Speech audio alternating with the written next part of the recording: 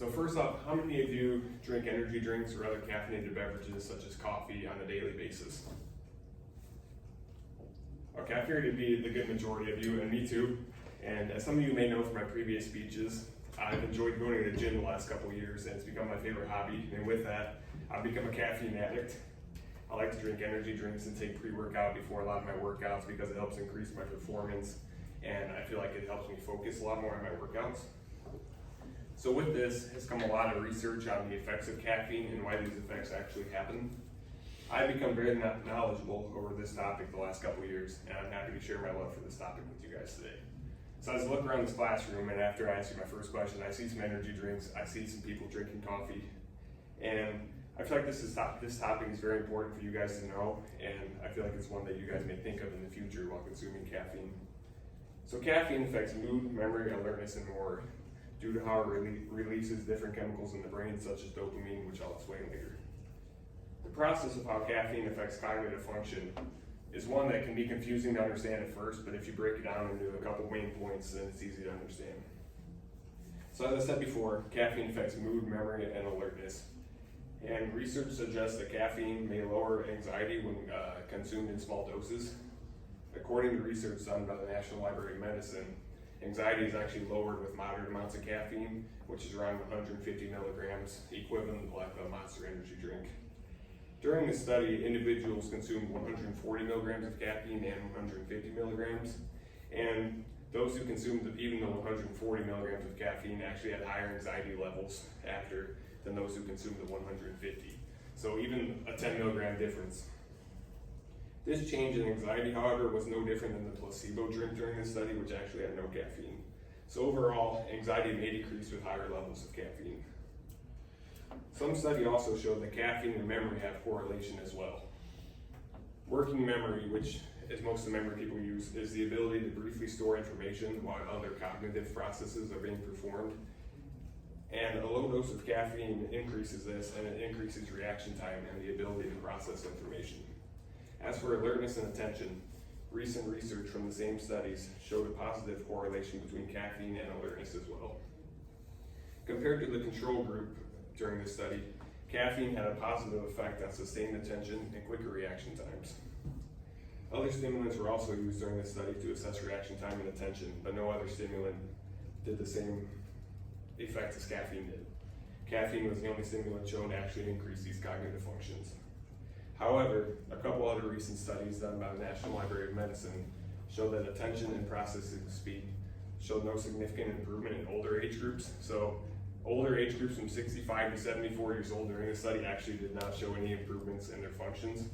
So this means that caffeine may not have the same effects as you get older on the brain. So overall, caffeine appears to affect mood, memory, and alertness in a positive way according to the majority of studies. So you may be wondering, how does this actually happen?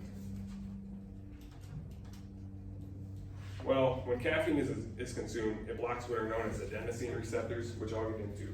This increases dopamine production. So in the brain, this chemical known as adenosine helps to promote sleep and allows the body to stay calm by slowing down nerve activity. However, nerve cells in the brain recognize caffeine as the same thing as adenosine, so this allows caffeine to bind to these receptors. But caffeine, unlike adenosine, doesn't help you stay calm, and it doesn't promote sleep or anything like that. So the blockage of this adenosine affects the release of chemicals such as dopamine. Dopamine directly affects cognitive functions of the mood, memory, and alertness, as I said before. Other chemicals are also released during this process. These are kind of known as the happy chemicals. Dopamine, serotonin, these are released from your brain. You've probably heard of these chemicals before. So as a result of this, the side effects are going to be produced. Caffeine is easily ingested in the body and is distributed through water in the body.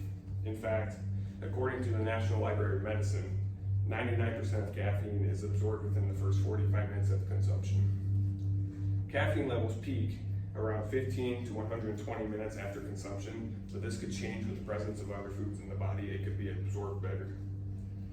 Too much caffeine can actually cause convulsions and vomiting. I've never experienced this, I hope no one else does. 1 gram of caffeine, or 1,000 milligrams, as you guys are familiar with it, is equal to 5 or 6 energy drinks. I would never want to drink that much.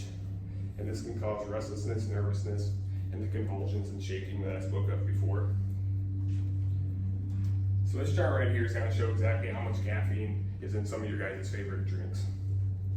It can take roughly 6 or more hours for some of these side effects I've spoken of to go away, depending on the levels of caffeine in your system. As you now know, caffeine can aid our cognitive function in many ways, but it also has some side effects that you may not have known that I spoke about.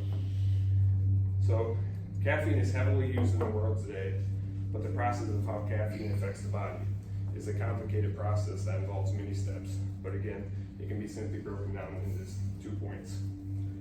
As I said, caffeine affects mood, memory, and alertness, and this is due to dopamine and other chemicals released after consuming caffeine. These chemicals are released after caffeine blocks what are called adenosine receptors, and as I said before, adenosine is the chemical in the brain that's going to help you essentially stay calm, and so when it gets blocked off, these side effects are going to really begin. Overall, this is a speech I really enjoyed giving since it is something I'm passionate about, and I hope you guys took some information away from it as well. Next time you pick up a coffee or an energy drink, just remember the speech and remember how much of a process it actually is for these effects to happen. Thank you for your time today.